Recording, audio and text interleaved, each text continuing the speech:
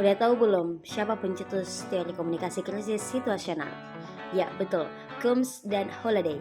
Nah, teori ini dikembangkan melalui pendekatan retorika dan banyak mengadaptasi asumsi teori apologia. Teori ini digunakan untuk mencari bagaimana aspek dari situasi krisis mempengaruhi atribusi terkait krisis dan reputasi yang dibuat oleh publik. Selanjutnya, teori ini untuk memahami bagaimana respon stakeholder mengenai strategi krisis, baik berupa tindakan maupun simbol retoris yang dibuat oleh praktisi public relations. Yang terakhir, menyediakan suatu upaya yang dilakukan melalui komunikasi untuk mengantisipasi atau mewaspadai reaksi publik mengenai krisis yang dapat mengancam reputasi perusahaan.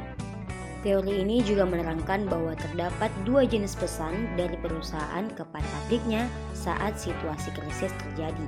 Yang pertama ada instruction information, yaitu pesan berisi instruksi yang bertujuan untuk mencegah publik mengalami kerugian, cedera fisik atau material.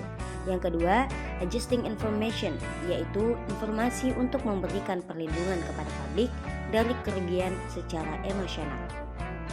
Nah, teman-teman, secara sederhana, komunikasi krisis itu adalah proses dialog atau percakapan antara perusahaan dengan publik yang dilakukan untuk menangani krisis yang sedang melanda perusahaan.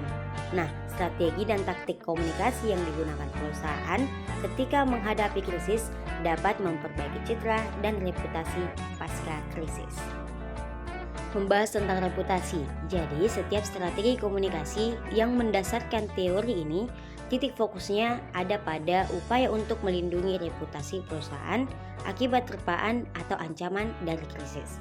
Nah, reputasi itu merupakan evaluasi publik mengenai kualitas perusahaan dalam memenuhi harapan publik. Reputasi adalah aset yang paling bernilai dan bersifat tak terlihat secara fisik.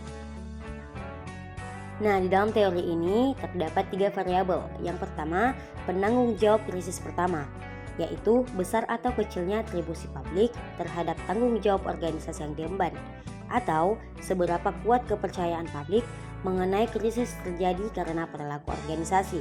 Nah, salah satu di antaranya yaitu persepsi tentang siapa pemeran yang mesti menjadi pemangku kepentingan dalam krisis. Yang kedua, sejarah krisis, yaitu apakah organisasi mempunyai pengalaman mengenai situasi krisis yang sama di masa lalu atau tidak. Yang ketiga, reputasi organisasi sebelumnya, yaitu tanggapan publik tentang bagaimana tindakan organisasi terhadap korban atau publik pada situasi sebelumnya. Apakah misalnya organisasi memberikan perhatian yang besar kepada publik atau tidak. Menurut teori ini, jika organisasi tidak mengambil tindakan kepada publik dengan baik pada beberapa situasi sebelumnya, maka bisa dipastikan organisasi tersebut mempunyai reputasi organisasi sebelumnya yang buruk.